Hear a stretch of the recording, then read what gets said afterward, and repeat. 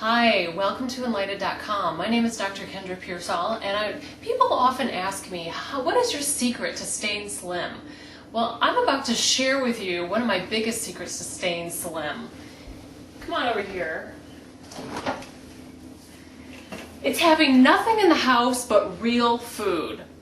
So as you can see, this is our refrigerator here, and we've got produce, we've got fruit, we've got celery, we've got beans and soups and eggs and chicken and salmon and a lot of more produce, and this is pretty much what we subsist on. When we're hungry, we're eating protein and produce.